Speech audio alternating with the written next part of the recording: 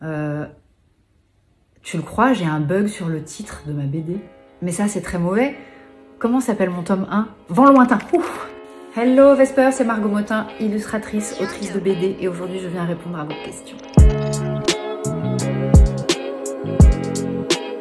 J'ai pas vraiment de daily routine parce que, comme je suis illustratrice, je bosse à mon compte, à la maison. Ce qui est sûr, c'est qu'une grosse partie de la journée est occupée à dessiner, à créer. Une partie de la journée est occupée à kiffer d'être dehors dès qu'il fait beau, regarder des trucs sur TikTok. L'algorithme de TikTok, le mien, il m'envoie que des vidéos de chats, de chiens et de trucs comme ça, et je suis en joie. Donc oui, je réalise un rêve d'enfant parce que j'ai toujours aimé dessiner et que franchement c'est un kiff absolu de faire ça toute la journée. Mais en même temps, c'était pas un rêve concret que j'avais conscientisé et que j'avais posé. Donc,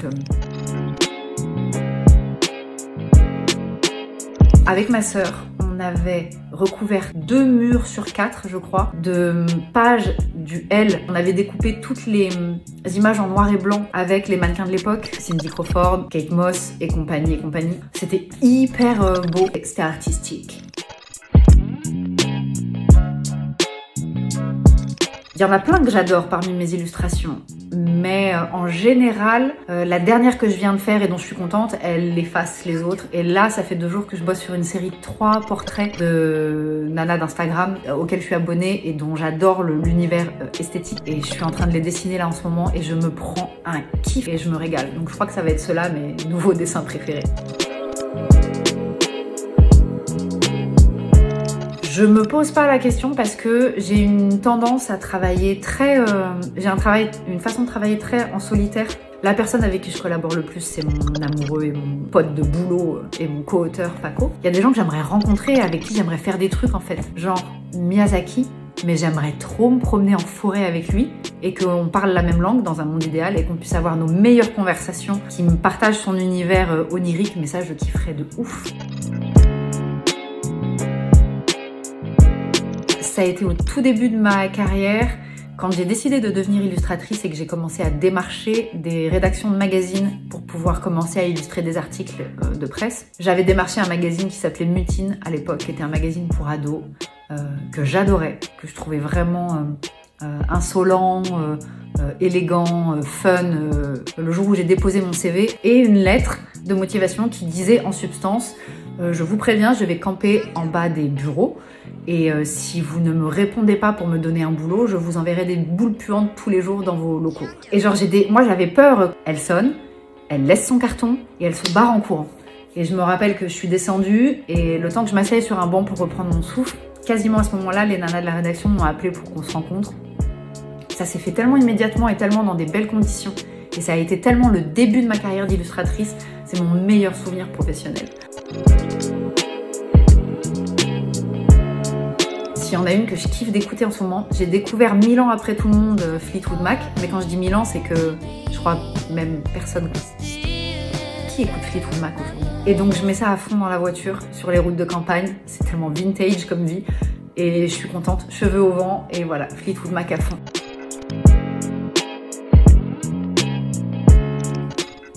Mes cailloux, mes petits cailloux peints, ça, c'est mes objets insolites préférés à la maison. Les peints et ceux qui sont pas peints. Je sais, vous voulez voir ceux qui sont pas peints, genre les naturels, ceux qu'on ramasse à la plage, bien évidemment. Celui-là, regardez, évidemment qu'on est obligé de ramasser un truc pareil, c'est magnifique. Celui-là, parce qu'il a des trous. Ce silex, il est fantastique. Voilà, mes objets préférés à la maison. En 2021, ce que j'aimerais, c'est être plus courageuse pour affronter les situations qui me mettent mal à l'aise. J'aimerais bien aussi me concentrer sur ce qui est kiffant dans ma vie pour pouvoir profiter plus. L'année qui vient de s'écouler, elle m'a donné envie de vivre des trucs. Ça fait trop longtemps que j'ai envie de partir en virée road trip en van avec mon chéri dans la montagne. Et ben ça va être cette année. Il le sait pas encore, mais ça va être cette année. En ce moment, je bosse à fond sur le tome 2 de ma BD, le printemps suivant, dont le tome 1. Tu le crois, j'ai un bug sur le titre de ma BD. Mais ça, c'est très mauvais. Comment s'appelle mon tome 1? Vent lointain. Ouf. Et il y a une suite que je suis en train de finir d'écrire avec Paco, donc mon co-auteur.